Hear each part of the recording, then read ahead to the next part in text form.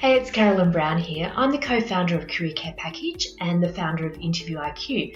In this video, I'm going to talk you through how to tap into the hidden job market. And by that I mean how to find jobs before they get advertised.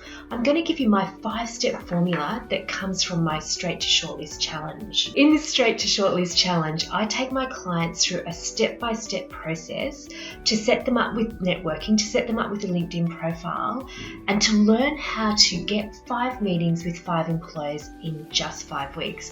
Now, I'll put a link to that in the description below. But before I tell you about how to tap into the hidden job market, I want to tell you why it's so important to have this as a really key part of your job search strategy. So what do you need to know about the hidden job market? Well, experts say that almost 80% of jobs are not advertised. So if you're not networking, that is, you're not talking to people who can help you find a job, you're going to be missing out on a whole heap of opportunities. But I've never actually been able to find the research that says that 80% of jobs are not advertised, and I've actually looked really hard. What I do know is, from the research that I've done, that big data tracking of millions of applications says that if you apply for a job online, that is through a careers portal or through an Indeed or a Seek and the like, your chances of being successful are less than 1%. That's 1 in 100. That's a really low percentage. What that same research also says is that if you find a way to be referred or recommended to a job, you increase your chances of being successful by 10-fold. And the reason that you've got a really low chance of being successful if you go through an online job portal or a careers site is that approximately 90% of applications that employers receive, they receive 90% of applications that way. So you're competing against hundreds of people. So how do you get recommended or referred? Well, I'm going to show you the exact formula, the exact step-by-step formula that I use to take my clients through the Straight to Shortlist challenge. And as I mentioned before, there's more information about that and I'll link to the description below. So step number 1 is to start with you. Think about what you enjoy doing, what your strengths are, and how you can add value, and use this as a guide to figure out what kind of organisations and employers you'd like to target. This also gives you a really big confidence boost because you're reinforcing your value. So it helps you in the conversations that you have, it helps you with information in your LinkedIn profile, but it really gives you a clarity and direction to start with. So step number 2 is to put that information based on your reflection in your LinkedIn profile. Now, the reason you want to put that in your LinkedIn profile is that makes you seem like a credible professional, and more people will actually say yes when you reach out to connect or you reach out to email them via LinkedIn. Now, the places that you want to put that information in your LinkedIn profile is in your headline. So Claire is a financial controller, and this is a dummy profile that I've mocked up. So you can see what she's inspired by is delivering bottom line value, process improvement, and innovation. And I put a little bit about her interests in here as well. So the headline is the first thing that people will see when you reach out to connect, as is the photo. So that's really important. The other thing I do, which is a bit of a fun thing to do, is to put something in the banner, and you can put a photo or you can put a quote or you can put what inspires you, but that really makes your profile stand out as well. Now, the other part of your LinkedIn profile that you need to put that reflection information in, which is what you enjoy doing, what your strengths are, and how you add value, is in your About section. So I'm just going to scroll down here, and that you'll see that in Claire's About section, she's got what she enjoys. She says, I love the variety of tasks and constantly challenging myself to see how I can improve systems and processes. I'm motivated when I deliver value to the bottom line and get the best out of teams. And then she's got the value that she delivers. So driving strategic business decisions and business certainty, designing or reviewing policies and procedures to deliver efficiency and mitigate risk.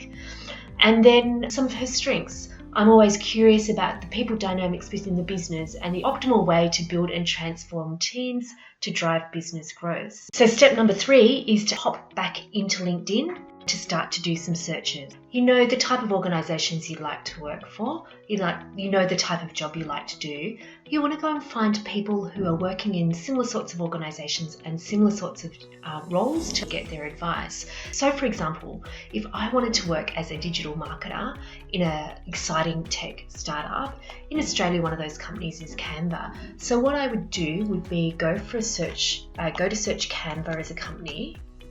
I'll just put that in here and we can see them pop up. So their company page pops up, and then I would go down to people and click people, and then I would type some keywords into this box here to search people who are digital marketers working in Canva, because I'm going to reach out and seek their advice. So I'm going to put digital marketing manager and click that. And then I would scroll down and see who's working in a digital marketing manager role and look on their profile and see if they're in a position to give me advice. So for example, I'll click on this profile.